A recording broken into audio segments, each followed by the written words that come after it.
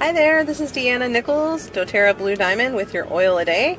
Better late than never. I usually do these at 1 o'clock in the afternoon, but today was a little bit different, so that's okay. We're still going to talk about ginger today.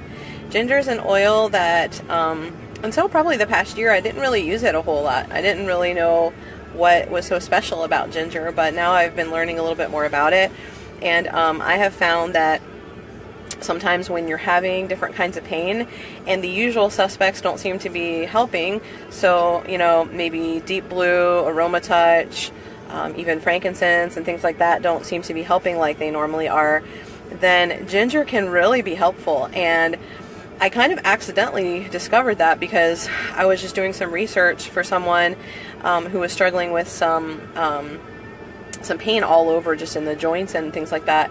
And as I did research, I found out that actually ginger had been studied on that, and it really helps with a healthy inflammatory response in the body. And so it's really cool. And the other reason why it's great for pain is because it has kind of this warming quality to it. So I found that out the hard way. Bear in mind, my skin is really, really sensitive. So for you, you can cut this story in half, and that's probably what will happen to you. But I was having some back pain, and I was at an event where I was going to have to be like running around, greeting people and back and forth. And I put the ginger on my back because I had just read about how great it was for pain. And I put it on my back, and then as I was running around and my body started to heat up, boy, did the ginger start to heat up on my back. And I felt like I was like about 110 degrees Fahrenheit just running around with that ginger on my back. So it does have a warming quality. So keep that in mind, especially if you're going to be working out or wearing tight clothing or sitting for a long period of time where it's going to trap all that heat in there. So just be careful with the fact that it's hot. Sorry, I'm trying to get out of the direct sun so you're not being blinded. So another thing that ginger's good for, and this is probably what we mostly think about it for, is the digestive stuff. And this one has specifically been studied that when it's inhaled, it really helps with motion sickness. So if you are somebody who starts to get upset stomach, nausea and stuff like that from riding in the car or on a bus or airplane, boat, any of those things, then you may want to carry some ginger. You can just inhale it right out of the bottle. It's also good, a lot of times people see good success with it for like morning sickness when they're pregnant. And so I've found that you just have to kind of experiment with both of those things to see what works best for you. For me, ginger, I don't know, the smell was kind of like a turn off for me when I was pregnant, so I didn't really have a lot of luck using it for morning sickness personally, but I know some people have really seen good benefits from that. For me, peppermint beadlets were the thing that really helped. And then doing Epsom salt foot soaks in lavender is what really helped me. But everybody's different, so it's definitely worth a shot. So pain, we've got digestive issues, and those are kind of like the main ones that ginger's good for. What else, John? Have you used ginger for anything else that you can think of? It's really good for cooking. I know for our Thanksgiving turkey, John's in here with me, and so is Xavier, so I'm just asking for their input.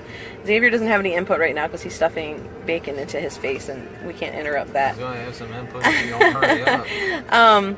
What was I about to say? Oh, for our Thanksgiving turkey, we like to marinate it with ginger and rosemary and garlic, and so using the essential oil is really great. And Michelle's saying that she likes to use it in stir fry. That's good. So if you're cooking Asian inspired dishes, that would be good flavoring. Again, with any of these strong oils, you probably want to start out putting a toothpick in here, or just if you have some olive oil that you can kind of put a drop or two in and then mix that throughout the oil. You don't want to put it directly on your food. It'll be way too gingery for that.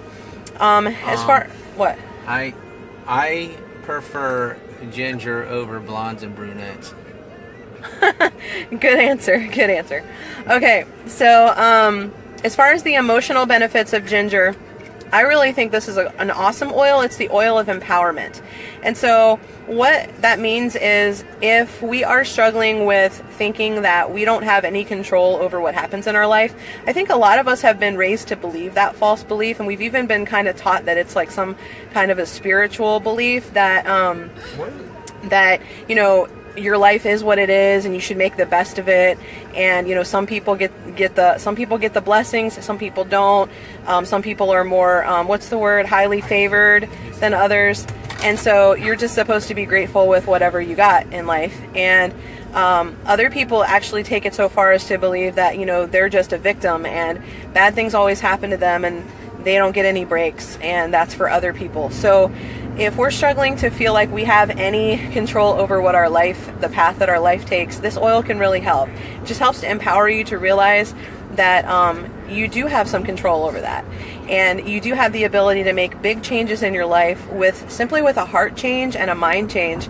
And you can just kind of watch and see how things change when your mind changes, and you start believing that things can change for you.